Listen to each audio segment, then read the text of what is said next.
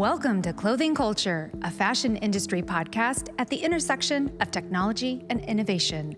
I'm Emily Lane. And I'm Bret Schnitker. We speak with experts and disruptors who are moving the industry forward. And discuss solutions to real industry challenges. Clothing Culture is brought to you by Stars Design Group, a global design and production house with more than 30 years of experience. Welcome back to another episode of Clothing Culture. Bret, we are so lucky because once again, we find ourselves in Midtown Manhattan at the glorious Penthouse 45. Isn't it great to be back? It is, and the city's changed. I mean, a month ago it seemed quiet, and now, boy, everyone is returning to the city. It is bustling. I am very excited too because today we're going to be talking about designing your future. We are joined by Ruta Zake, based in New York City from Lithuania, influencer, style blogger, and now fashion designer. You've built, Ruta, an amazing following through your chic and sporty aesthetic, and it just seems so effortless for you. And now you have woven that into your own fashion brand. This must be a dream come true. It is. Well, first of all, thanks for having me. Yes. It's my first podcast, so I'm a little bit nervous, but I'm sure it's going to go well. No need to be. But yeah, it is a dream come true in a way. I feel like since I started blogging in general, I always had this idea of building my own brand or like company in a way. So after all these years, I feel like it's been almost 10 years, which is crazy because time is flying. Building an actual brand and having a great team behind it, it's truly something else, yeah. You've got roots in fashion, though, back in Lithuania, right? Your family's been in it. Yeah, so my dad was in like clothing manufacturing field since he was 20. And I grew up like seeing all the behind the scenes. I feel like not that pretty side of pretty clothing in the store, but actually the production, Yes. how it's made. So I was surrounded by that my whole childhood, but I feel like I wouldn't say that my parents pushed me towards that direction. I feel like the opposite. Maybe they knew how hard it is, so they tried to kind of talk me out of it. But it just happened that I was always into arts and like drawing and dressing up. So I actually decided to go to that direction myself and ended up studying fashion illustration. Oh, wow. Yeah, which also kind of was a part of like this path towards building your own brand. But I was always more curious about the business side, not the actual drawing and like, you know, making sketches. So the blogging is truly the reason why I kind of started it, because it's both like styling, fashion, but also the business side of it. Right. Well, and writing. I mean, and blogging is right. Yeah. I mean, in the past, I feel like these days, like people care about visuals and like and photos, videos, not that much about writing. But when I started, it was purely like writing actual articles and like trying to make it interesting. I think it's interesting that you have these roots in manufacturing, and I'm so glad to hear it didn't deter you from, you know, staying in the industry and imparting your own voice in it.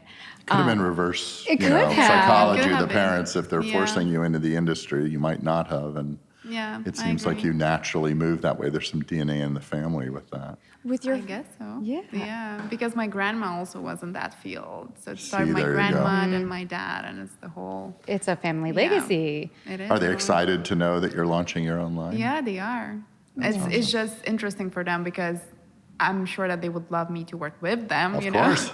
But I'm happy to have a team here and like professionals who know what they're doing, you know. You have your family. They focus more in women's wear, Yeah. right? And you're launching with an outerwear collection. How did you know that you wanted to focus on outerwear? So I feel like outerwear became sort of my signature style in a way because I love simple style and like everyday style. I was never like a glam girl or like dressing up like crazy. So I always was looking for pieces that could like transform your look. So even if I'm running in the city wearing something very basic, you put like a cool jacket on and it completely changes your look. So that's why I feel like through the years I collected like different coats and trench coats and blazers, and it became sort of like a signature look. And I noticed that my audience also mostly asked me about those pieces. You know, they're mostly curious about the outerwear pieces. Yeah. What's your collection look like today? Well, it's outerwear. Okay. Well, yes, we got that. Yeah. Yeah. So I love that it has different coat options. We have 3 coats in different colorways and 2 blazers.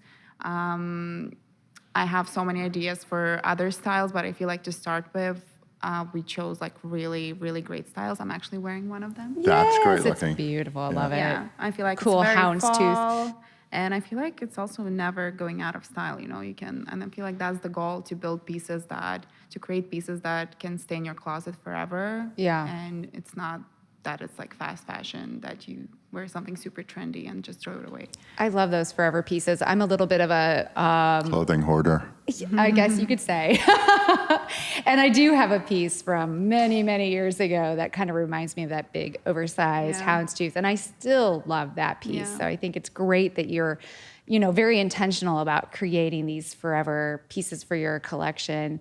How did, not only your background with your family, but as a style blogger and so forth, how did that inform the aesthetic side of building this collection? So I feel like building a brand as a designer who is not an influencer, the biggest difference is that you have an actual audience and you sort of learn more about that audience through the years, and you know what they want from what they constantly ask you about.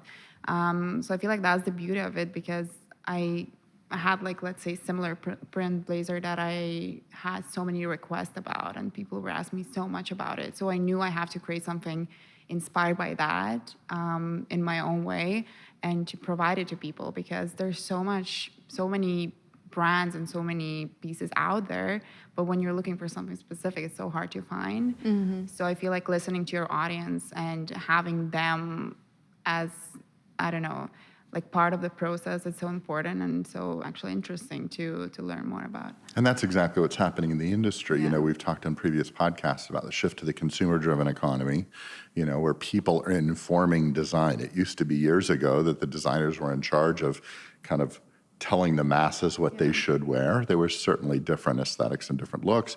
And at one point, all of that shifted. And I think with what's happening with social media, 5-star ratings versus 1-star ratings, constant communication, the consumer really has a voice to direct what they're looking for.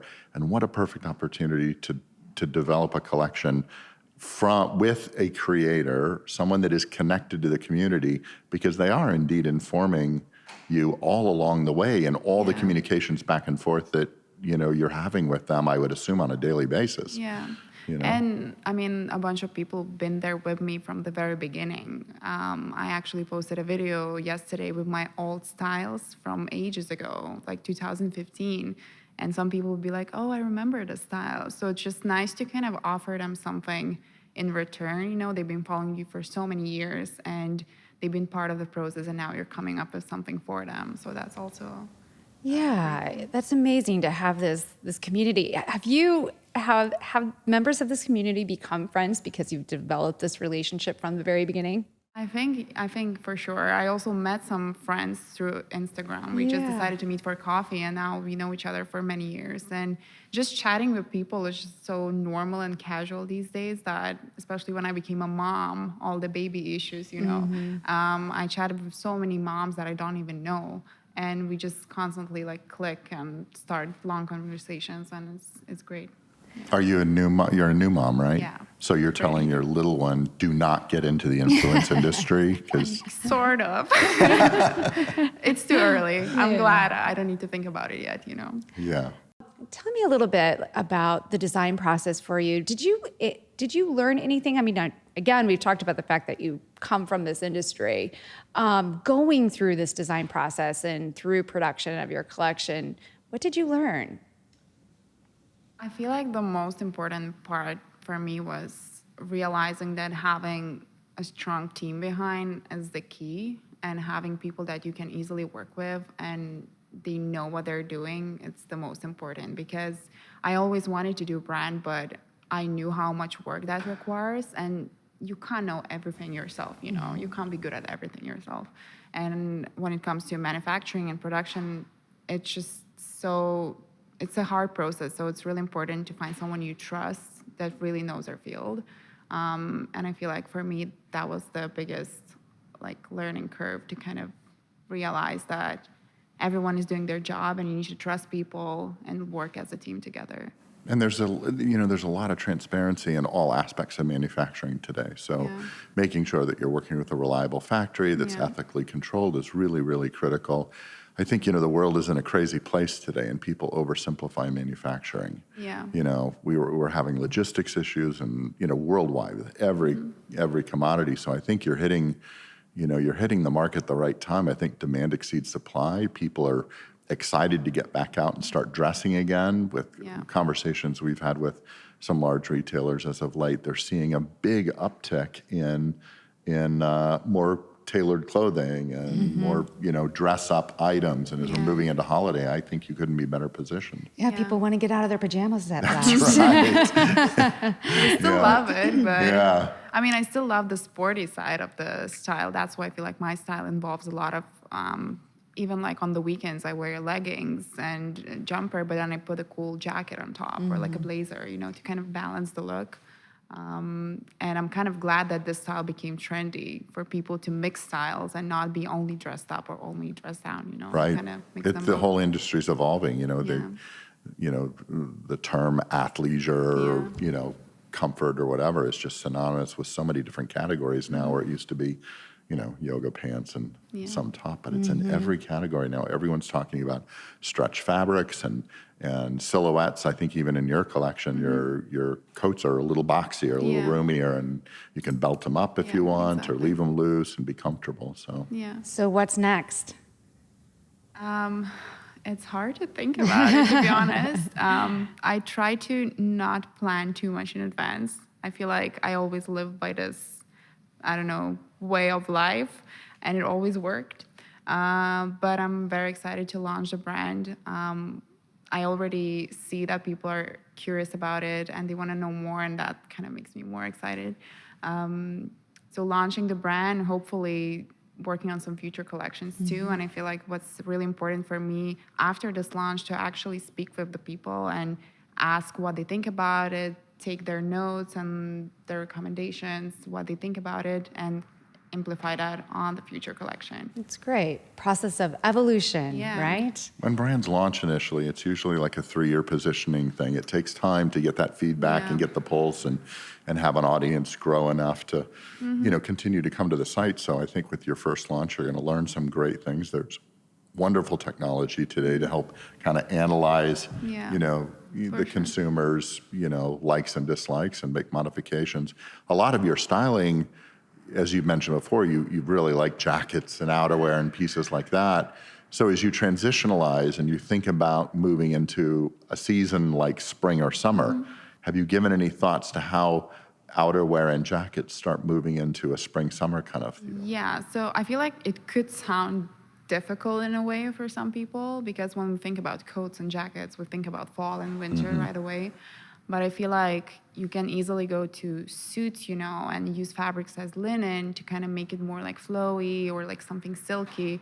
I mean, there's so many variations. And even in the summer, I'm not like a dresses type of girl. I still wear pants, and like shirts and stuff like that. So I feel like there's plenty of creative freedom, when it comes to like collections for spring and summer.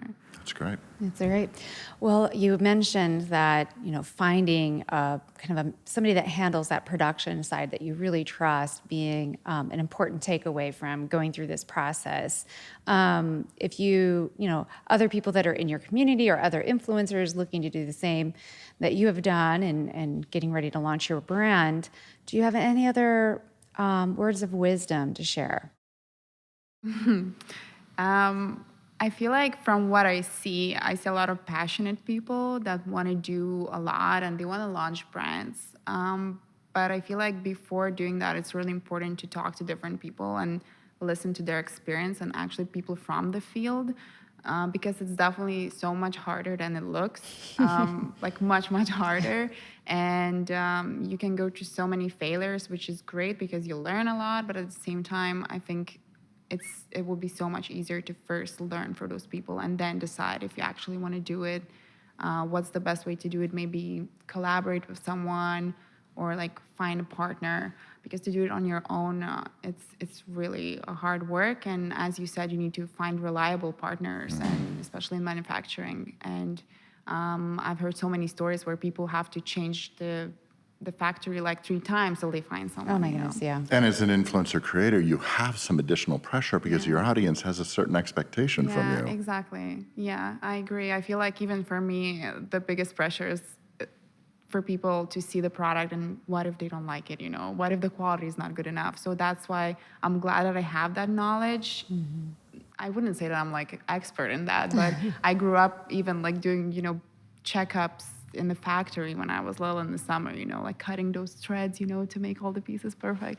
So I'm glad that I'm loving those pieces myself, and I'm proud of the quality. So that's really important. That's great. Well, my goodness, best wishes to you on your launch. I have no doubt that it's going to be very well embraced, and I can't wait to see what comes next. Really glad you had an opportunity to join us today. Thank you for having me. Yes, absolutely. Well, everyone out there, don't forget to subscribe to stay apprised of upcoming episodes of Clothing Culture.